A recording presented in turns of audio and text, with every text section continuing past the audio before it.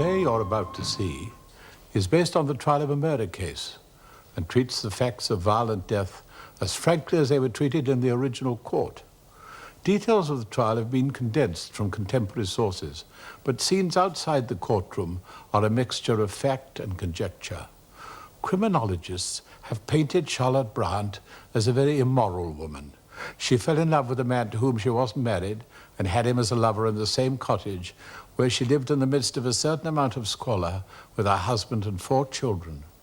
She then had another child by the lodger, whom she called Fred, after her husband. After the lodger left, she, Fred, and the 5 children were joined by her friend Lucy Ostler and her brood of children. In the little cottage, it must have been quite a squash. On the 27th of May, 1936, Charlotte found herself in the dock of the Shower Hall at Dorchester, accused of her husband's murder. I'm afraid that what writers call the eternal triangle is not absent from this case. You have a woman here who had a lover, who had the strongest human motives for wanting to destroy her husband, so that her marriage could be at an end. I'm not in a position to say on behalf of the Crown that at a certain place at a certain time this woman bought arsenic, took it home and put it into something that this man would eat or drink, but I am able to put before the jury a story of elaborate and continuous attempts over a period of 7 or 8 months to bring about the death of this man. And I'm able to prove beyond doubt that the tin was found containing arsenical compound in a high state of concentration, which the prisoner attempted to destroy by fire a few days after her husband's death. Victims of arsenical poisoning suffer some symptoms which are very recognizable. They suffer from burning of the throat, mouth, and gullet, from foaming and retching. And after the system has become weakened, one looks for other effects. One of them is a kind of paralysis of the lower limb, which causes the person to give the impression that he is dragging his leg behind him. Frederick John Bryant died of arsenical poisoning on December the 22nd last year. Who administered that poison is for you to decide. You are Mrs. Ethel Staunton of Combe in Dorset? I am.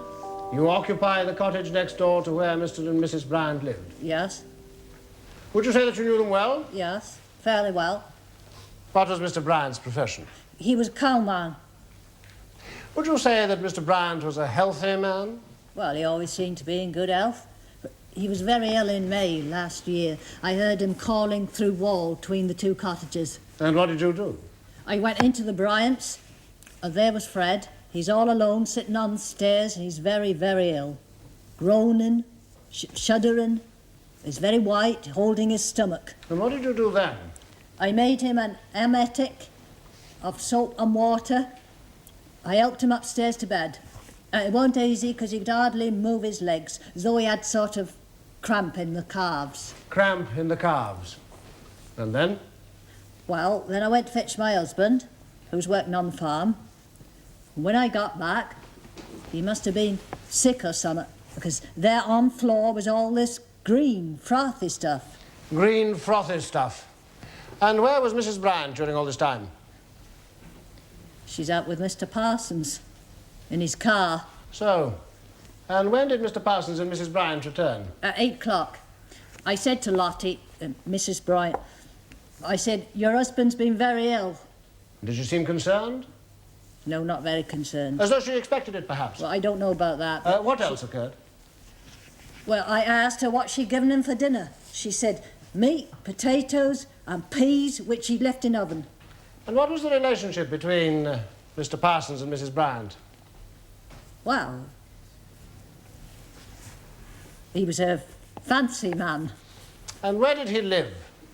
Oh, with Mr. and Mrs. Bryant. All in the same cottage? Yes. He was a lodger? Yes. What did he deal in? Linoleum and horses. Would you say that Mrs. Charlotte Bryant was in love with this man? Yes. I'd say he completely bowled her over. I'd say she's madly in love with him. Thank you, Mrs. Staunton. Did Fred Bryant, the husband, the deceased, tolerate this relationship, whatever it was, between Mrs. Bryant and the lodger? He put up with it. He in no way seemed to object. No, not at all. Thank you, Mrs. Staunton. Dr. McCarthy, the deceased was a patient of yours? He was. Bryant first became a patient of mine some 9 years ago. Was he a healthy man? He was, till last year. Did you see him on the occasion of illness he had on May the 13th last year? I did. And I formed the opinion that Bryant was suffering probably from some form of food or ptomaine poisoning. In a day or so, his condition improved. And were you called again to see him on an occasion of an illness he had in August? Aye. On August the 6th, I received a message and went to the Bryant's house. I diagnosed gastroenteritis. And would the symptoms be consistent with those of arsenical poisoning? Aye. And were you called again to see him on December the 21st? Aye. This time he was very ill. I asked Mrs. Bryant what he had eaten. I was told that he had had bread and cheese for supper and bacon and sausage for breakfast. And this was in direct contradiction to the diet I had previously prescribed for him. He was so extremely unwell that I suggested he went to hospital. And? He refused. On December the 22nd, I visited him again. He showed signs of breaking up and was taken to hospital. He died in my presence. I did become suspicious at this point. I decided not to issue the death certificate and to report to the coroner. This resulted in an inquest. Had you at any time prescribed medicine containing arsenic for Bryant? I had not. Thank you, Dr. McCarthy. Dr. McCarthy, when you saw Mr. Bryant in May, did it occur to you that he'd been poisoned? Well, the faint possibility of poisoning crossed my mind, but passed out completely after I'd seen Bryant the next morning, when he was very much better. And when you saw him in August, no symptoms pointed to arsenic more than any other kind of ptomaine poisoning? No. And did you suspect arsenic on December the 22nd? Well, again, it never crossed my mind, till I became suspicious after his death. Did you give him a painkiller? Aye, morphia. And what did you give him after morphia? He had several mixtures. Did you give him bismuth? Aye. Well, arsenic is sometimes found in bismuth. Very rarely, and in very small quantities. Now, was Bryant wounded when serving as a soldier in Ireland? He was wounded. I understand it was during that part of his service when he was in Mesopotamia. And did that wound affect his walking? Aye. He had a slight limp when walking. Thank you, Doctor. Did you say that you were her best friend? Yes. Well, I suppose so. When did you meet her? Last summer. After Mr. Parsons, the lodger, had left, did you suggest to Mrs. Bryant that you moved into the cottage? Yes. Why? Well, so we could mind the children for each other and help each other out. And did anybody object to this arrangement? Fred Bryant was the only one who objected to it. But to no avail. No.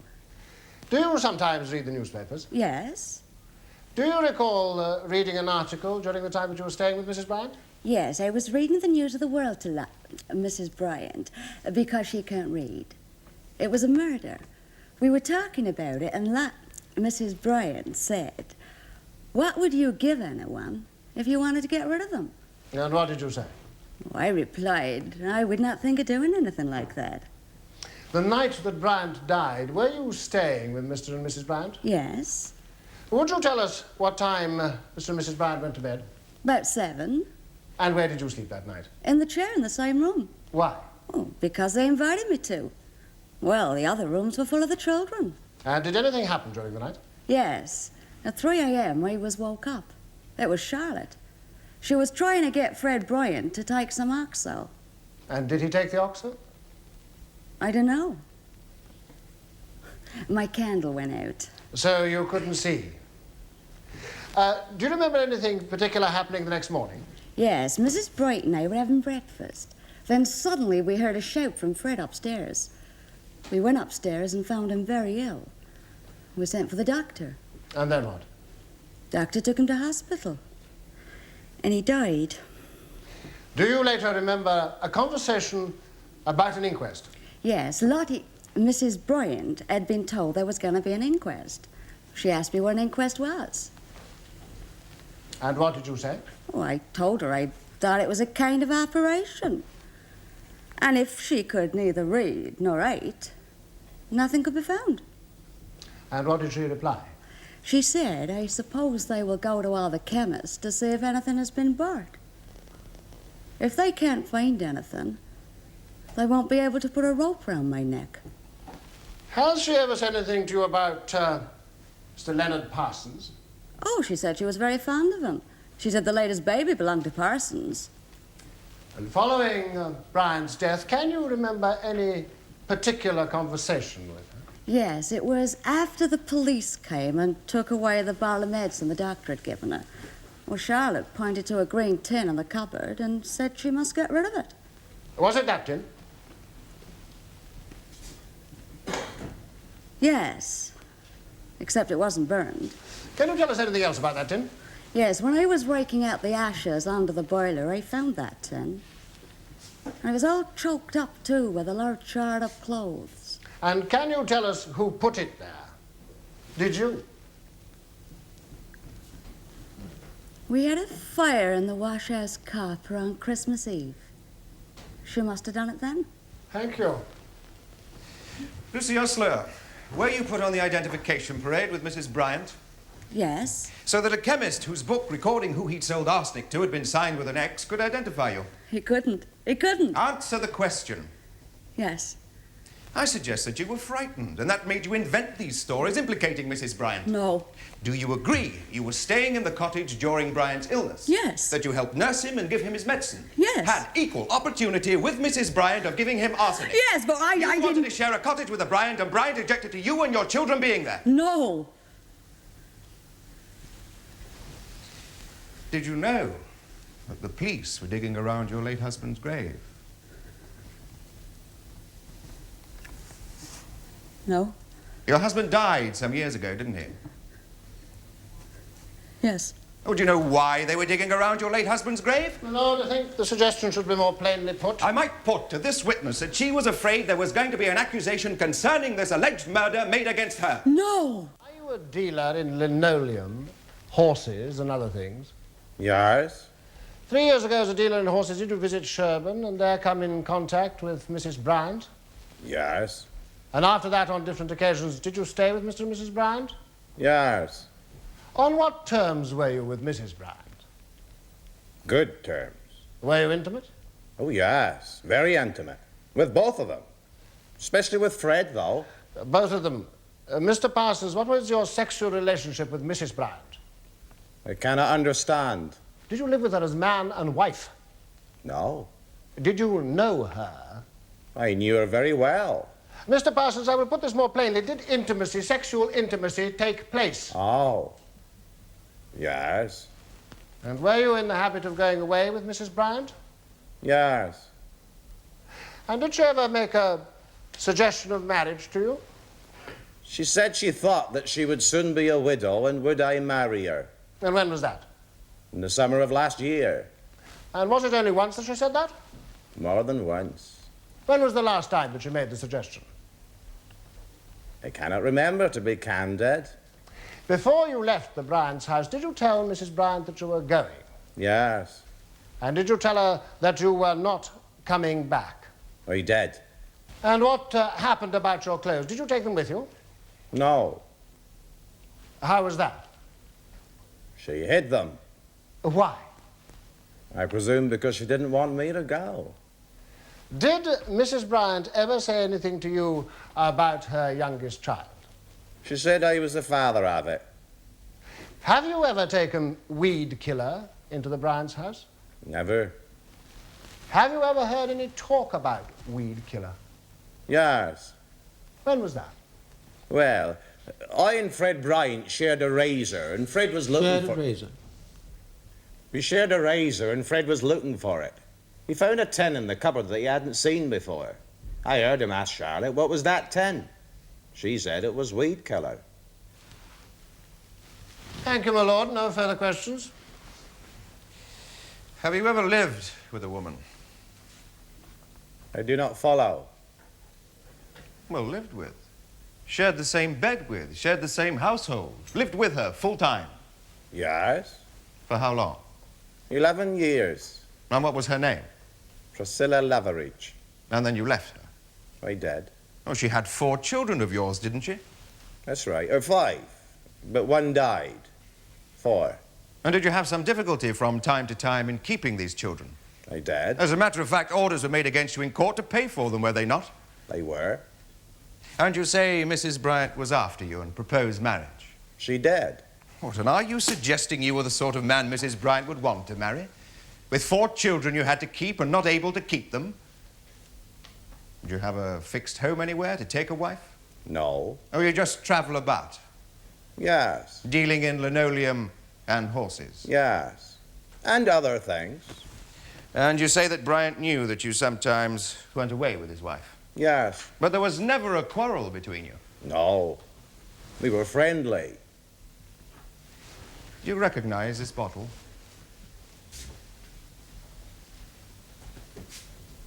No.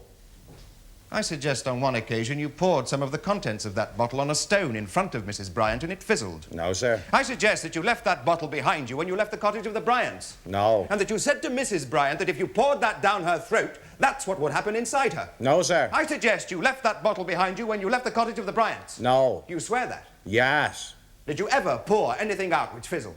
No, sir. Thank you. With regard to the suggestion that Mrs. Bryant said that she would soon be a widow, when was that?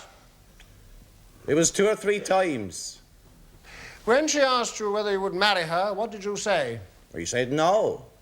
You were quite definite. Yes. Early in 1935, did you go to a chemist in order to buy arsenic? Yes. Why? To use for the treatment of a mayor. And what happened? I went to a chemist at Sherborne. And did you get arsenic? I was refused as I was not known. And what did you do then? I went to the superintendent of police to ask if he could help me. And was he able to help you? No. Was there any other occasion on which you tried to obtain arsenic? No, sir. Thank you. Yes. Oh, yes, I'm a gypsy, all right. And you live at a gypsy encampment at Huish on the outskirts of Weston-super-Mare? I do. Do you recognize the prisoner? Yes. She came to the camp last year. When? About? December, about halfway through. And did she say why she had come? She said she wanted to open my daughter Priscilla's eyes about Leonard Parsons. Why did she say that she wanted to do that? I asked her, did she have a husband? She replied she did, but that he was away in a nursing home and very ill. And did she say anything else? But she did not think he would get better. She was quite clear about that. She was. Did she find your daughter? No. I told her to come back next day. And did she? She did. Did she say anything concerning the reason for her visit? Yes. I told her if she were looking for Len Parsons, she wouldn't find him there. Oh, yes. The name of Leonard Parsons means quite a number of things to me. I'll be more specific. Did you live as man and wife with Leonard Parsons? Well, I don't know about the man bit. As regards the wife, I was his 11 years or more. Just answer the question, please. Was this at a gypsy encampment at Weston-super-Mare? It was. And did you have any children by him? Yes. 5, one of which died. Last December, did the prisoner pay you a visit? I'll say she did. And did she state the reason for her visit? She said she wanted to show me a baby she had with her and to open my eyes to 1 or 2 small things. Show you a baby. Now, why should she want to do a thing like that? Well, she asked me did it remind me of anyone. And did it?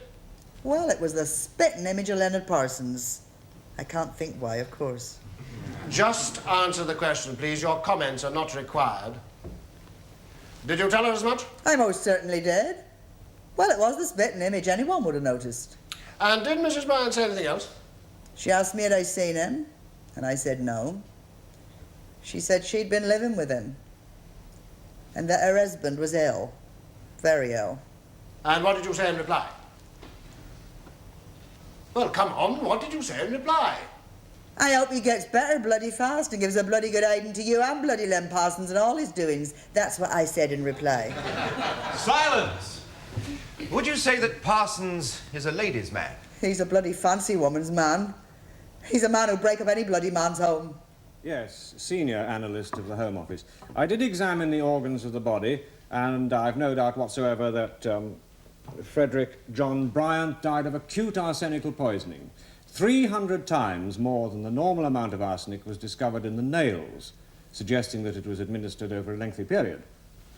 Detectives from Scotland Yard visited the Bryant's cottage and took away various objects and samples. Were these submitted to you? Yes. Arsenic was discovered in most of the samples. Did you analyse the ashes in the wash-house copper? I did. And was there arsenic in them? Yes, they contained 149 parts to the million of arsenic. And did you analyse the contents of that tin? Yes, the ashes of the tin also contained a high proportion of arsenic. The normal amount is 40 to 50 parts to the million of arsenic. Now, these things contain a proportion of 149 to the million. Do you recognise this coat? Yes. Can you tell us anything else about the coat? Yes, in one of the pockets I discovered similar traces of arsenic. There's no evidence that Mrs. Bryant purchased arsenic. Well, you've all heard what Parsons said, that he couldn't get poison without signing the register. Well, no one could in this area. There's no signature. And then this court has been asked to believe that the eternal triangle was not absent from this case. But there is one element in this eternal triangle missing. The jealous husband. Oh, this husband didn't mind. This husband had friendly chats with the lover, looked upon him as a friend. They all lived in the house, friendly, together. And Mrs. Bryant will tell the court that she was fond of her husband, that she was never away from Fred for more than 2 or 3 days with Parsons. The prosecution rely on the eternal triangle, the husband whom objected as the motive. Well, I submit, there's no proof of motive. Why should she wish to eliminate Fred? He was bringing her all his money. He had a decent little cottage. They were used to each other. They had a good life. Well, would she really exchange this for a man who was touring the country as a hawker, who had to pay for the maintenance of illegitimate children, to leave a good home and husband for no home at all, for a man who was wanted by the police? Mrs. Bryant will tell the court that she was not chasing Parsons, but he who was chasing her. That when Parsons left in September, she didn't want him to come back ever. There is no motive. Now, don't lose sight of that. I will now call Charlotte Bryant.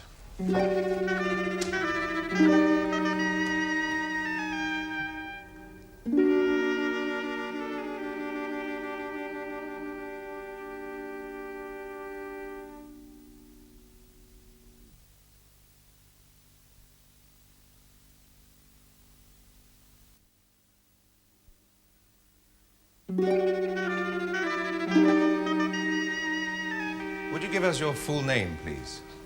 Charlotte Bryant. When were you born? February 1903. You're an Irish girl, are you not?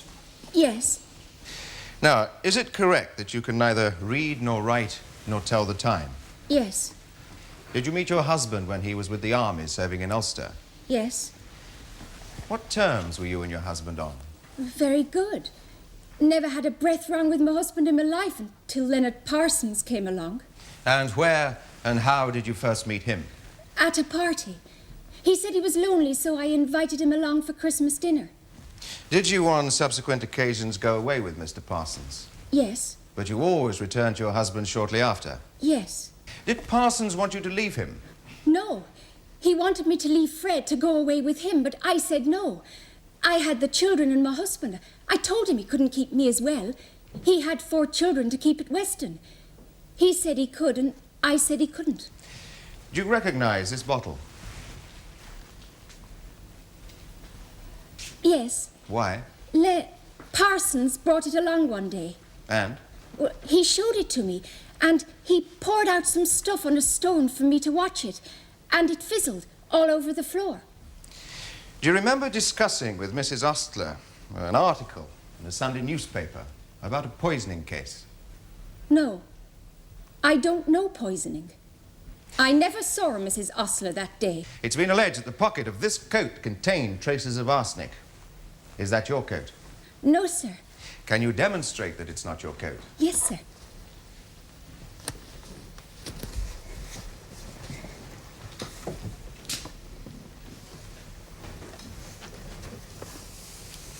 You see? See? You see?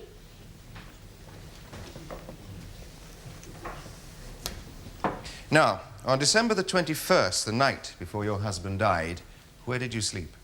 With Fred and the baby. Lucy, Mrs. Osler, was in the armchair. And did you wake at all in the night? No, sir, not at all. Or didn't you wake in the night and give your husband oxo? No, sir. I never touched it. You swear that? From the time that you went to bed to the time that you got up and had your breakfast with Mrs. Osler, had you given him anything with your own hand? No, sir. I had not. Now, the next morning when you went down for breakfast, did Mrs. Osler say anything to you? Yes, she said I had to be up all night with Fred as he kept calling for water. And when the doctor came to see your husband that morning, what did he say? Well, he was angry because Fred did not keep to the diet. He said he must go to hospital, but Fred said he wouldn't. And what did you say? Nothing. The doctor told me the medicine, and I asked our Ernie to go to town to get it, but he would not, so I had to go. And when I got back, Fred said the medicine was not the same as before, and he would not take it. Did he take any later? Yes. Mrs. Osler coaxed him to have a little drop. Thank you. Do you accept the description of your former husband as a quiet, industrious man who treated you well, kept himself to himself, and was respected by his employers and his neighbours? Yes. Up to May 1935, was he a healthy, active man? Yes, I had never heard him complain. And from May onwards, did he suffer from the sickness that we have heard described? Yes. Do you know that after his death, vast quantities of arsenic were found inside him, quite enough to cause the symptoms that we have heard about? I know nothing whatsoever, sir, about arsenic. But none of the occupants in the house suffered from the same stomach trouble? No, sir. You told Mrs. Staunton that you had left your husband's dinner in the oven when you went out in the car with Mr. Parsons. What sort of a dinner was it? I had not left the dinner in the oven. Fred had cold meat for his dinner. If you had left the dinner in the oven, it would have been easier to put arsenic on it. I know nothing about arsenic. Have you always told the same story about what your husband had to eat on Saturday morning, December the 21st? The morning of the day before he died? No. What did he have? A cup of tea and bread and butter. Not fried bacon and sausage? No. You told Sergeant Taylor the day after your husband's death that your husband had had a hearty meal of sausages for breakfast and soon after was struck with violent pains in the stomach. That was a mistake. Can you explain how that you would make a mistake so soon after your husband's death and yet get it right now, so many months later? No, I cannot. My lord, it should not be forgotten that at the inquest on December the 24th, Mrs. Bryant said that her husband had bread and butter. That is so, but it is beside the point. Can you remember telling Sergeant Taylor that your husband had a hearty meal of sausages for breakfast that Saturday? No, I can't remember. Did you tell Dr. McCarthy that on the Saturday morning he had had fried sausages and bacon for breakfast and cheese on the previous night? I meant on the Friday morning. Well, did Dr. McCarthy make the mistake? It seems very odd to me that when your husband is so ill and the doctor has come to find out how he's become so ill and whether he was keeping to his diet, that you should make a mistake. No, I had the children all around me and one of them was crying. I don't really understand what I did say. What I want to know is why you told Dr. McCarthy that your husband had had fried sausages and bacon, which is, of course, a cooked breakfast and contrary to the diet, if it is not true. That was a mistake on my part. It is the only answer I can give. So what you're saying now is that all your husband had to eat was what he prepared for himself? Yes. And if all your husband had was what he prepared for himself, it would be more difficult to make the suggestion that you had interfered with the food. I did not interfere because I was not downstairs. Were you fond of your husband? Yes, I liked him. Have you ever told anybody that you hated him? No. It is quite untrue. Yes. If Mrs. Osler said in evidence that you told her that you hated your husband. It would be quite untrue. Yes. Did you ever tell her that you loved Parsons? No. Len knew I didn't want him. I had a husband of my own. I told him I didn't want him. And did you ever tell Mrs. Ostler that you were fond of him? No. Did you ever tell her that your youngest baby was Parsons? Yes. I told her that. But not that you cared for him? No. Len knew I didn't want him because I wouldn't go away with him. Len was after me, not me after Len. Were you glad to see the last of this man? I wasn't sorry to see the last of him. I didn't want a man. Were you not passionately in love with this man? No. He knew I did not want him. Call Lily Bryant.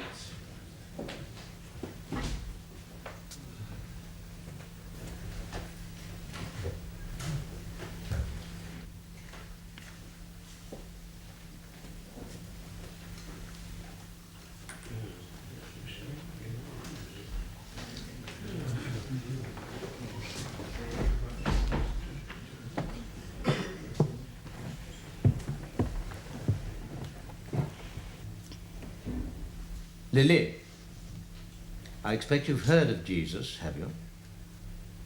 Yes. And who is Jesus? He looks after little children. Where is Jesus? He's in heaven. And Jesus is the Son of God. You know that? Yes. Is it good or bad to tell lies? It's bad. What happens to children who tell lies? Jesus is cross with them. Do children who tell lies see Jesus in heaven? No. If you swear by Almighty God to tell the truth and you don't, what happens? God would be cross and I wouldn't go to heaven. I am satisfied. Let the child be sworn. Place the book in your right hand and say after me, I swear by Almighty God I swear by Almighty God that the evidence I shall give... that the evidence I shall give... Are you Lily Bryant? Yes. Now, I have to ask you this. After your father died, was a fire lit in the wash-house copper? Yes. When was that? The day after Christmas. Well, it's been suggested that it was a day sometime before that, sooner after your father died. No. It was the day after Christmas that Lucy and Mammy did the washing. Who got the fire to light that day? I did. I scraped the ashes out and got the fire ready. I did. Who lit the fire? Mammy lit the fire. Now, when you scraped out the fire, did you see anything like that? No. Did you ever see Mr. Parsons with that bottle? Yes, sir. Now, do you remember him pouring something from it? Yes. Now, can you tell us about it? He poured it on the stones outside and said to Mammy, if you don't look out, I'll ram that down your throat. Now, did you notice anything that happened when it was poured onto the stone? Yes, it fizzled all up. Thank you, Lily. Stay there, will you, Lily? When did people first ask you what day the copper was lit on? I think it was Tuesday of last week. Well, had anyone asked you before? No, I don't think so. And what day did you say the copper was lit on? It was on Christmas Eve. Lily, what day is Christmas Eve? The day after Christmas. Would you give us your name, please? Your name, please. Ernest Brighton. How old are you? 13. The day after your father died, do you remember being with your mother and Mrs. Ostler? Yes, sir. Was there a conversation about a chemist shop? Yes, sir. Was it your mother who was talking about it? No. Mrs. Ostler is speaking about the chemist, not my mother. Thank you. Did your mother ask you to throw away some bottles for her? Yes, sir. Was that just after your father's death? Yes. It has become too difficult. It would be better to adjourn. My lord, may I ask that the children be allowed to see their mother below the courtroom before she's taken back to prison? I see no reason why not, unless the prosecution has any objection. No objection, my lord. The court will rise. So what's wrong with you? Oh, I dunno. It keeps on coming to me. It's somewhat wrong with my neck. You at the Sturminster Newton Institution still? Yes, Mum. Still in the same dormitories? Yes. Are they treating you well? Yes, Mum. But I can't stand the sort of cocoa we have there. No, I couldn't either. But the bubble and squeak's still good. On Wednesdays. How are George and the others? Very well, Ma'am. George did this picture for you. Oh, isn't that lovely? Is it home? No, it's heaven. How's little Freddie? He's all right. He calls the matron Ma'am. Isn't he silly? Ma'am, was he called after Dad? Yes. Why? Well, I thought it would be nice. Don't you think so? Ma'am, you know when you met Dad? When you were a girl in Ireland? Yes. What was he doing there? He was a soldier, a military policeman. He was 8 years older than me. When I started walking out with him, the Sinn Féin said they'd tar and feather me. What's that? Oh, I'll tell you some other time. Ma'am, why are you here? They say I poisoned Dad. But I never. Promise, Ma'am. I promise. When will they let you come back? Well, if this junket goes okay, I could be back sometime tomorrow evening. Oh, good, good. Oh, don't say it. It could be bad luck to say it. Don't be certain of it. Oh, I hope so. Time's up. Sorry, time's up.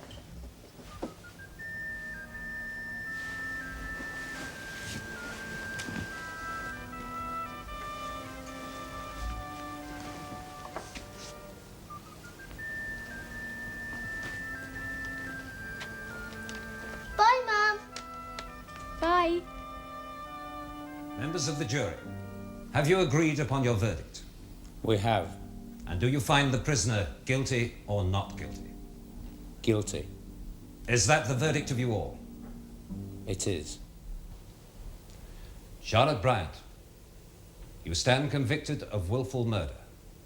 Have you anything to say before judgment is passed on you according to law? Guilty. Not guilty.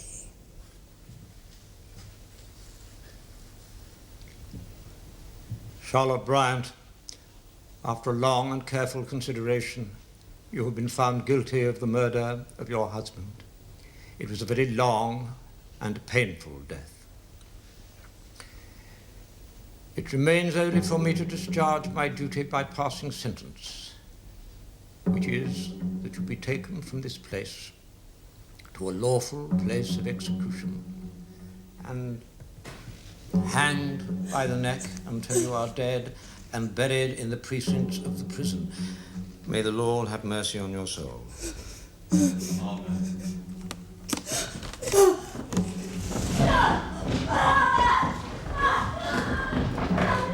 It's been a difficult and painful case.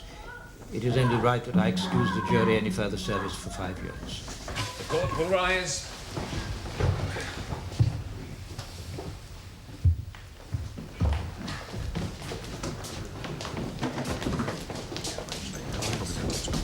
Very good. Mr. Caswell. Yes? I am Mrs. Vander Elst, the organizer of the campaign to abolish capital punishment. Yes, I don't think I can be of any help to you. I have to see Mrs. Bryant. Information has come into my possession which throws a new light on the death of her husband. It must be placed before the Attorney General and the Home Secretary without delay. Oh, what is this information? Frederick Bryant was a man who had formed the habit of eating arsenic. He was addicted I have evidence he used to lick it as a tonic. Well, that accounts for the presence of arsenic in the body. Really? Well, having become ill, cut off from his usual supply, he developed symptoms of withdrawal.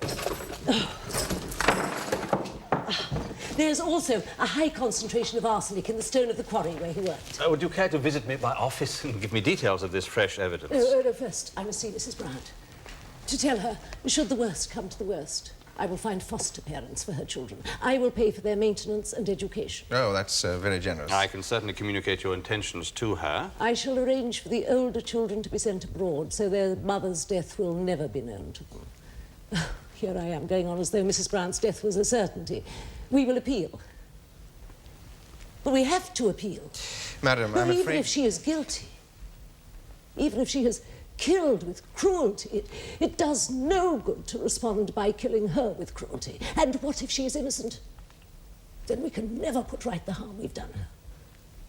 If we don't succeed, at least she'll hear music at the end to comfort her.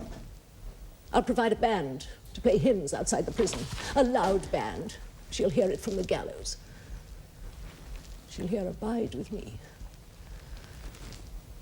But I must speak to her. Please send her to me. Madam, I regret that at this moment she is already on her way back to prison.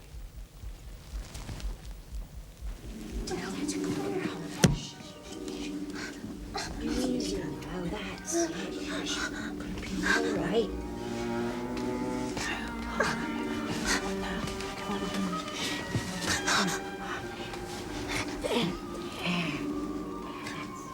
It completely alters everything. What Professor Bowen says is that the evidence about the normal proportion of arsenic in coal ashes was completely wrong. That the normal content is not 40 or 50 parts, as that Home Office expert, Roche Lynch, said, but 1,100 parts per million, and that this has been well known to science for more than 30 years. Far from being high, the traces of arsenic in the tin and the boiler ashes were below average. I've made certain inquiries, and he's right. Yet much of the Crown's case rested on this. You think you can make something of this? Oh, we can, certainly. We can demand an appeal. Oh, good. Then there's still hope. Hope. A large hope. And there's another matter, too. There's no actual proof that your husband's earlier attacks were due to arsenic. Yet in the summing up, the judge spoke of them as if they were all caused by it. So? Well, he misled the jury. They should have been instructed not to attach importance to the evidence of the first two attacks. There is no proof. Can I see the children? I'm very sorry. With much regret, I must tell you that must be left to the discretion of Mr. Thomas. You know, the warden of Sturminster Newton Institution. Oh, but let's hope that he can help you out. Hmm? T-E.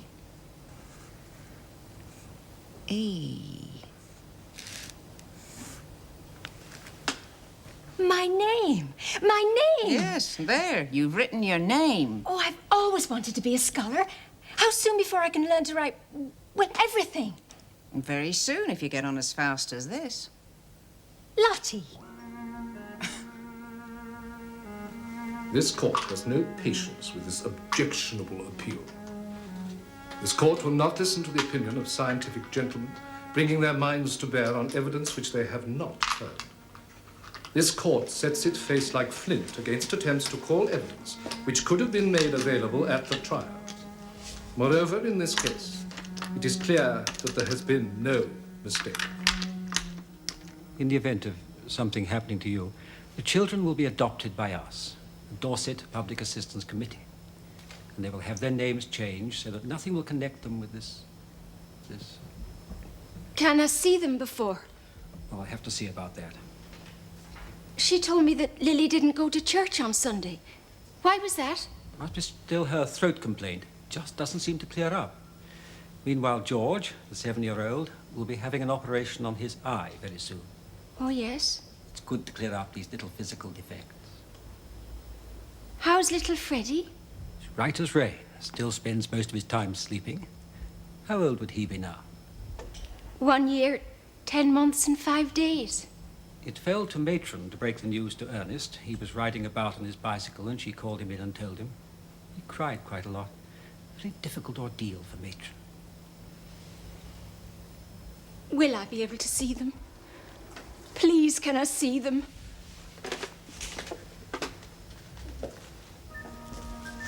I regret it's been understood that you will not be allowed to see the children. A decision which was reached in view of the protest which was raised after the trial at which 2 of the children gave evidence.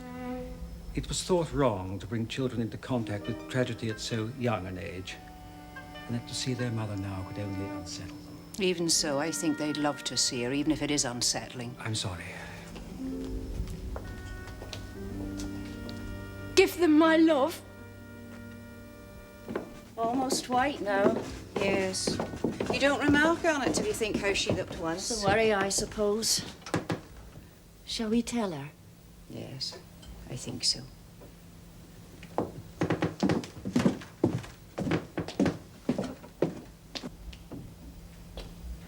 Thank you, Miriam.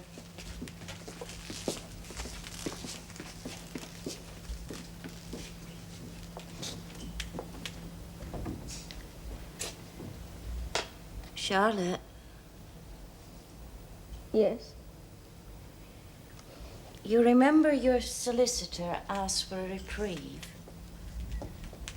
Oh, yes. Well, the Home Secretary has refused it. And the appeal to the House of Lords hasn't been allowed either. Is Mr. Arrow not coming anymore? I don't think so. Perhaps it's time you thought about writing some letters. Letter? Who to? I can't write a whole letter yet. We can help you with the difficult bit. No, I don't know who to whoever you might want to write to. I can't think of anyone. I could thank Mr. Arrow. Could we write that? Would you like to see the children? Because you know you can. They changed their minds. Have you understood that? Yes. I've understood. But I've changed my mind too. It's better they don't see me like this. Are you sure? I've decided.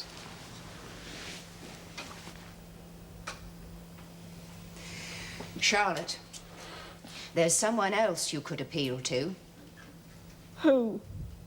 The King. The King? Send him a telegram. It'll do no harm. We can tell you what to put in it, and we'll pay for it. We can send it for you. We'll tell you what to say. Could we? Could we really? Yes, why not? I'll say it, though. I know what to put. This one's much too important for me to write. Mighty King, have pity on me, your lowly afflicted subject. That's a good start. That'll flatter him. From the brink of a cold, dark grave, I, a poor, helpless woman. How about that? Ask you not to let them kill me. I am innocent, and when are they going to kill me? Wednesday. Don't let them kill me on Wednesday. At 8 o'clock on the morning of July the 26th, 1936, Charlotte was executed. Her pathetic telegram had gone to the Home Secretary, not to the King, and Sir John Simon didn't recommend a reprieve. J.D. Caswell, who defended her and later became a QC, wrote in his autobiography, With special uneasiness, I am still not convinced after all this time that her guilt was adequately or properly proved. In her will, Charlotte left 5 shillings and 9pence halfpenny to be divided among her 5 children. To them she wrote, "Think of me as last I was. I shall be thinking of you always."